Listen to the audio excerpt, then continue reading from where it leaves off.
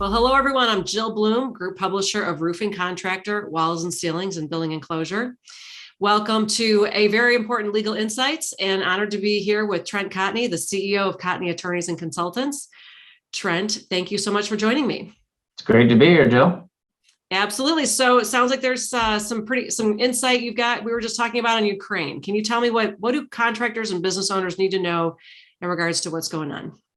Yeah, so obviously, just it's crazy watching the news. It's sometimes it's kind of difficult to watch what's going on, but there are a few things that kind of impact construction that I want to mention. First and foremost is there are a significant amount of Ukraine refugees, and one of the things that we're kind of looking into with our immigration team is figuring out, is there a way to get some of these people over here that could potentially be hired for the roofing industry? So I think there is an opportunity here for us to kind of, circle the wagons a little bit and figure out how can we potentially, kill two birds with one stone, help the people that need to be relocated, but also provide jobs. We're kind of constrained and confined a little bit based on the current immigration regulations, but I'm optimistic that, there can be something there. The second thing that I want to mention to people about Ukraine is the impact that this is having on oil and gas, as well as the supply chain. So you can anticipate that even though your stuff may not be sourced over there, that it's causing disruption, and you can also anticipate increased cost as oil and gas continue to rise, because that's going to affect almost every single aspect of shipping or trucking. And the third and final thing I want to mention, and you kind of mentioned this as well, is cybersecurity. The Russians are well known for their ability to hack and their ability to, basically infiltrate almost anything. So one of the things you really want to be careful about is taking the time to do some in-house looking to make sure that you've got the right systems in place, to make sure that you've got cyber insurance, and just really take a look at that, because if something mass goes out as an attack, it's not just going to be the water facilities or the electric facilities. It could be you, right? So take the time now to kind of shore that up. I heard and I read last week that we should have cash on hand. Mm-hmm. As a business owner, do you think it makes sense to have cash on hand? If it's never a bad idea, right? It's never a bad idea to have some, whether it's personal or for business use.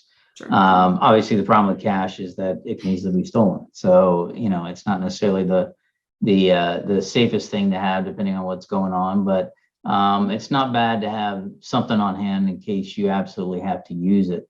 If we're in a situation where we have to use cash, then you can imagine that the value of the dollar and everything else will go to a minimum. So one of the suggestions that I've heard from a lot of people is they have the equivalent of little cards that contain weighted ounces of gold or silver or palladium or key metals that could also be used in the event that, our banks are frozen or there's something like that. So again, we're a little bit, we're far away from, Mad Max, but it's always something to keep in mind.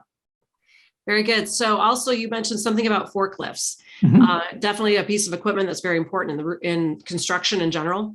What can you tell us about what's happening with forklifts? Yeah, so OSHA's been doing a lot of rulemaking lately. We talked about the heat injury and illness standard, right? But now more recently, they've started doing rulemaking on powered industrial trucks, which includes forklifts and can include things like lulls or lifts, those kinds of things.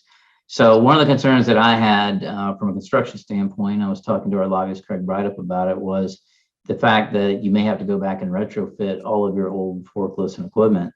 And that's just not feasible for most contractors out there. Well, the good news is that in the current version of the rulemaking that we've seen, they're going to grandfather in equipment prior to this new rule, which is a good thing. Okay, moving forward, you may have to pay a little bit more once they add in some additional safety features, but you can still use your old equipment as of today. Now, this thing isn't final yet, but that is a semi-win for construction as it stands right now.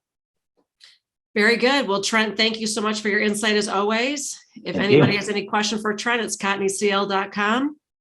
And if you have any questions for us, please come to roofingcontractor.com, wconline.com, or buildingenclosureonline.com. And while you're there, make sure you sign up for all our free content, our website, our e-news, as well as our new platform for our e-magazine. But most importantly, please stay safe and healthy, and we will talk to you next time.